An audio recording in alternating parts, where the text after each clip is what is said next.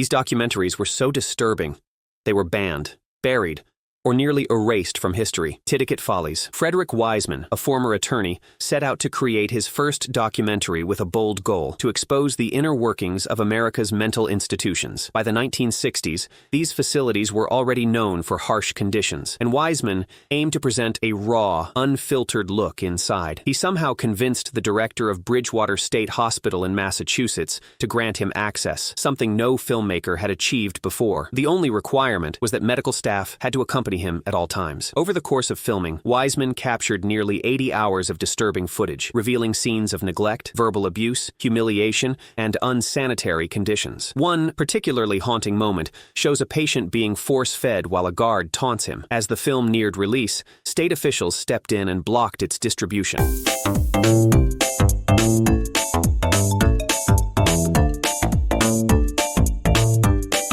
The documentary exposed a system where mentally ill inmates were dehumanized rather than helped, something the Massachusetts government likely didn't want made public. There were also concerns that families of the patients might file lawsuits. The official reason for banning the film was the violation of patient privacy and dignity. Wiseman, drawing on his legal background, fought back, but in 1968, after a lengthy legal battle, the film was formally banned. Authorities ordered theaters to pull it and destroy any existing copies. It became the first film in U.S. history to be banned for reasons unrelated to obscenity or national security. The ban wasn't lifted until 1991, on the condition that the film include a disclaimer noting how much the hospital had changed since it was filmed. The War Game. While working at the BBC, filmmaker Peter Watkins was tasked with creating a documentary imagining the aftermath of a nuclear attack on the United Kingdom. The project came at the height of the Cold War, when fear of nuclear annihilation hung heavy over British society. Determined to portray the scenario with realism, Watkins brought in leading scientists to guide the production. The film envisions a nuclear bomb striking Kent, England. Entire neighborhoods are vaporized. Survivors suffer horrific burns, and raging fires cripple emergency response. As radiation sickness spreads and food supplies run dry,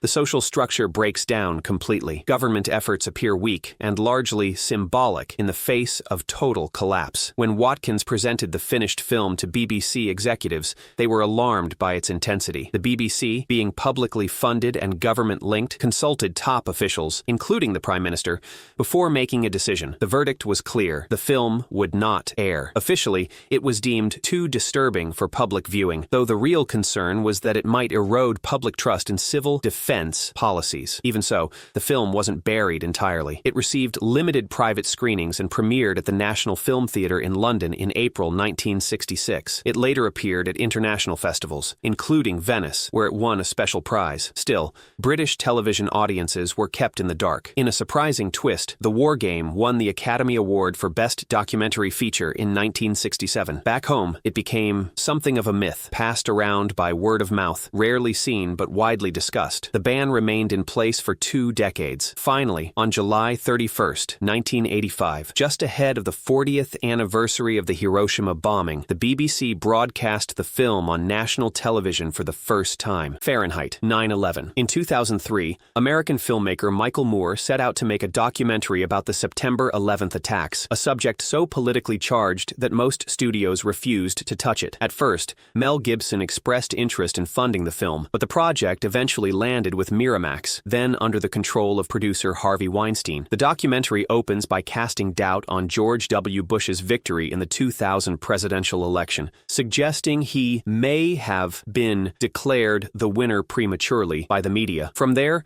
it dives into a tangled web of connections linking the U.S. government, the Bush family, the bin Laden family, Saudi Arabia, and the Taliban. Relationships that stretched back decades. One of Moore's most explosive claims was that in the days following September 11th, the U.S. government quietly evacuated 24 members of the bin Laden family without questioning them. He argued that the attacks were used as justification to launch a broader war on terror, including the controversial 2003 invasion of Iraq. As the film neared completion, Miramax organized test screenings and alerted its parent company, Disney. But Disney didn't want to be publicly associated with the film and attempted to shut it down. In response, Weinstein leaked the dispute to the New York Times, sparking headlines. Eventually, Disney sold the rights back to Weinstein for $6 million, with the unusual agreement that 60% of the film's profits would be donated to charity. Fahrenheit 9/11 premiered at the 2004 Cannes Film Festival, where it took home the Palme d'Or, the festival's most prestigious award. It was met with critical praise, but also ignited fierce debate, especially around its factual accuracy. Conservative groups in the U.S. urged theaters not to screen it, but the backlash only fueled public interest. On opening weekend,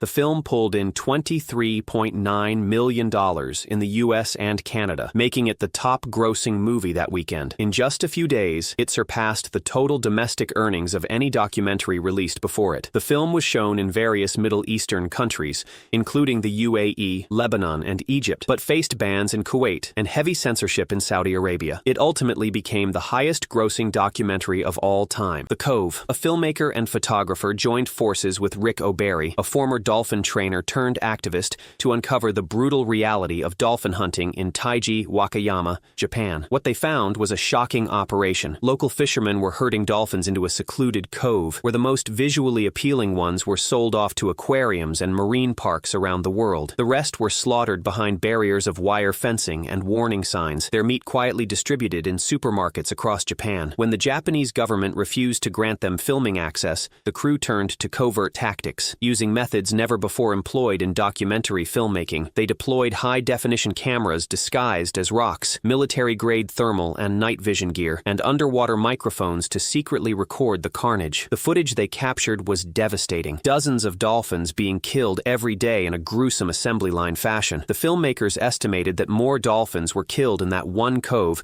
than whales hunted in the Antarctic, with over 23,000 dolphins dying each year across Japan's whaling industry. As filming continued, it became clear that local authorities were complicit in keeping the slaughter hidden. Most Japanese citizens had no idea it was happening. Even worse, lab tests revealed that dolphin meat being sold for food contained dangerous levels of mercury. As the film neared release, it stirred immediate controversy. Japanese officials defended the hunts as a traditional practice and criticized the documentary as culturally insensitive. On the other hand, the film ignited a wave of global outrage, with protests erupting and international pressure mounting on Japan to stop the hunts. Though the film faced censorship, and only a few theaters in Japan dared to screen it, often under threat from nationalist groups, it still broke through. Around the world, the documentary struck a chord. Despite the risks taken to make it, The Cove earned widespread critical acclaim and went on to win several prestigious awards, including the Academy Award for Best Documentary Feature at the 82nd Academy Awards. Earthlings, what started as a simple assignment to film pet sterilization procedures in Los Angeles, quickly evolved into something much bigger. The filmmaker was so shaken by what he saw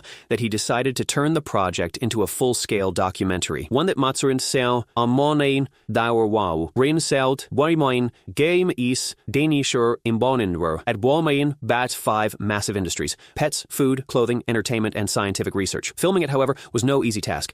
Because most of these practices are kept hidden from the public, the team had to rely on hidden cameras to capture the day-to-day realities. Gathering the footage took years, 6 in total, due to the extreme difficulty of accessing the material. What they recorded was disturbing on every level. The film shows animals trapped in cramped cages on factory farms, subjected to mutilation and forced breeding. It documents cattle, pigs, chickens, and fish being killed in agonizing, unsanitary conditions. It also exposes fur farms, where foxes, minks, and rabbits are skinned alive for their pelts. But the cruelty didn't stop there. Footage revealed cows beaten for their hides, elephants and tigers violently trained with electric prods and bullhooks in circuses, and lab animals like monkeys and rabbits enduring painful experiments, often without anesthesia, all for the sake of cosmetics and consumer products. The film was so graphic and unsettling that the industries it targeted tried to shut it down. Major networks and platforms refused to promote it, hoping the controversy would keep it buried, but the documentary pushed through. Despite efforts to suppress it, Earthlings found its audience. It's still available for free online through various platforms. Joaquin Phoenix, who narrated the film,